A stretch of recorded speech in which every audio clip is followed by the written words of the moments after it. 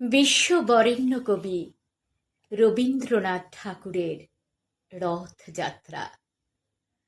রথযাত্রার দিন কাছে, তাই রানী রাজাকে বললে, চলো রথ দেখতে যাই।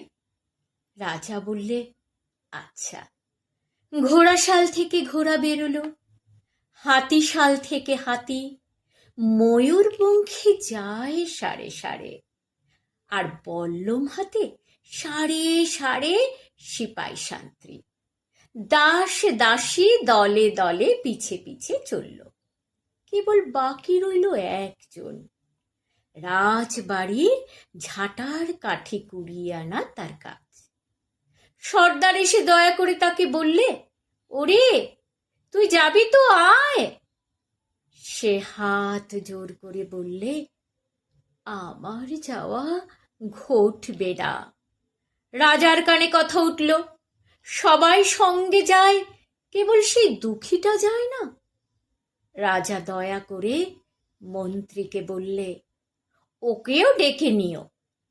রাস্তার ধারে তার বাড়ি। হাতি যখন সেইখানে পৌঁছল, মন্ত্রী তাকে ডেকে বললে, ওরে দুঃখী, ঠাকুর দেখবি চল। সে হাত জোর করে বললে, কত চলবো, ঠাকুরের দুয়ার পর্যন্ত পৌঁছই এমন সাধ্য কি আমার আছে? মন্ত্রী বললে, ভয় কি রে তোর, রাজার সঙ্গে চলবি।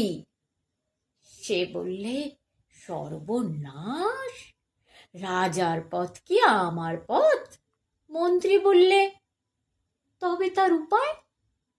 তোর ভাগ্যে কি রথযাত্রা ঘটবে না? সে বললে, ঘটবে বই কি, ঠাকুর তো রথে করেই আমার দুয়ারে আসেন।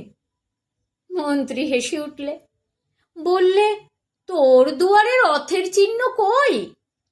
দুঃখী বলল, তার রথের চিহ্ন পড়ে না। মন্ত্রী বললে, কেন বলতো? দুঃখী বললে, তিনি যে আসেন পুষ্পক রথে। মন্ত্রী বললে, কই রে, সেই রথ কই? দুঃখী দেখিয়ে দিলে, তার দুয়ারের দুই পাশে দুটি সূর্যমুখী ফুটে আছে।